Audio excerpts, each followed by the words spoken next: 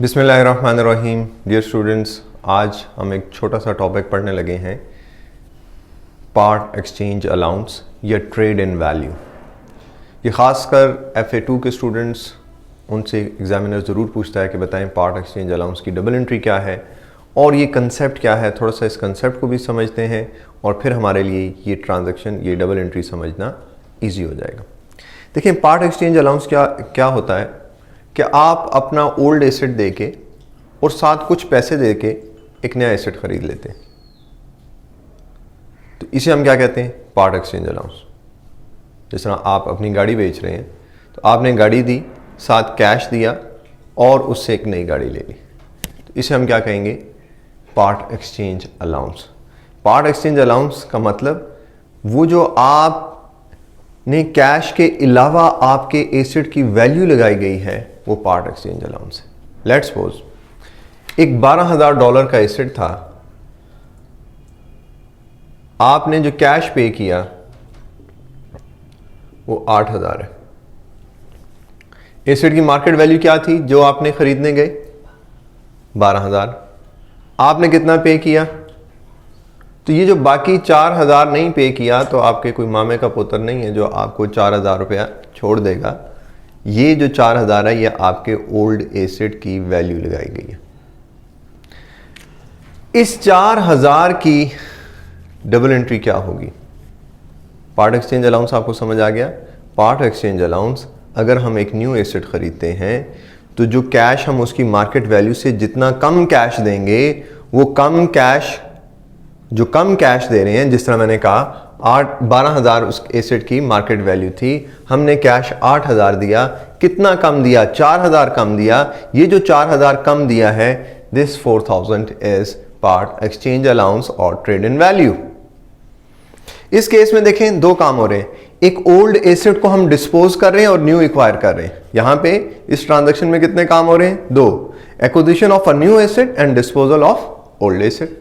اب وہ جو ڈسپوزل ہو رہا ہے، وہ ڈسپوزل جو ہو رہا ہے اس میں جو بھی اس ایسٹ کی کیرنگ ویلیو تھی اس کو کس سے کمپیئر کریں گے؟ اس 4,000 سے. وہ جو بھی ایسٹ ہم نے اولڈ ایسٹ ڈسپوز کر کے نیو ایسٹ خریدا ہے، تو جو بھی کیرنگ ویلیو تھی. اب کیرنگ ویلیو کیا ہوتی ہے؟ یہ ہم نے ابھی لاسٹ 2 ویڈیوز میں دیکھا کہ جب ہم کاسٹ میں سے ایکومولیٹڈ ڈیپریسیشن مائنس کر لیتے ہیں، کیرنگ ویلیو آ جاتی ہے. تو کیرنگ ویلیو سے اگر 4,000 زیادہ ہے تو پروفٹ، کم ہے تو لاس. ٹھیک ہے. اب اس 4,000 کی انٹری کیا ہوگی؟ اچھا چلیے میں سمجھانے کے لیے آپ کو، اب دیکھیں آپ نے جو ایسٹ خریدا اس کی مارکیٹ ویلیو کتنی ہے؟ 12. آپ نے کیش کتنا دیا؟ 8. تو اب آپ اس 8 کی صرف اگر انٹری کریں، آپ کہیں گے debit non current asset by 8,000، credit cash by 8,000. تو اب میرا آپ سے یہ سوال ہے، کیا یہ ایسٹ 8 کا ہے یا 12 کا ہے؟ تو آپ کا آنسر ہوگا 12 کا ہے، کیونکہ اس کی مارکیٹ ویلیو کتنی ہے؟ 12 ہے. بٹ ہم کتنا ریکارڈ کر رہے ہیں؟ 8. ہم 8 کیوں ریکارڈ کر رہے ہیں؟ کیونکہ پے ہم نے کتنا کیا ہے؟ 8. بٹ ہمیں ریکارڈ کتنا کرنا چاہیے؟ 12.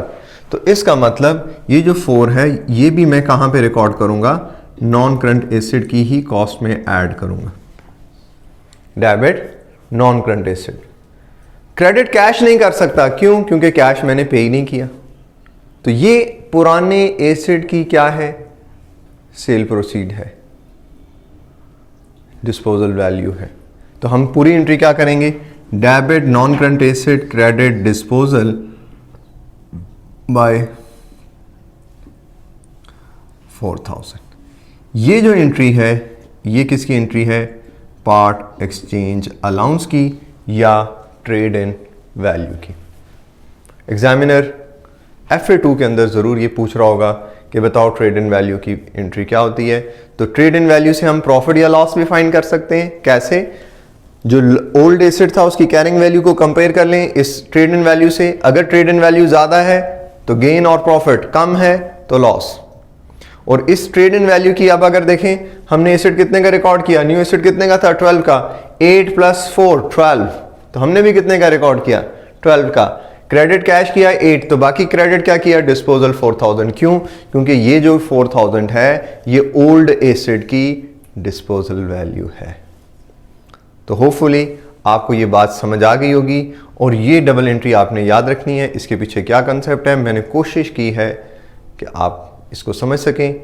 اور اس طرح کی انفارمیٹیو ویڈیوز دیکھنے کے لیے چینل کو سبسکرائب کریں، جو کہ آج شاید میں نے پہلی دفعہ آپ کو کہا ہے.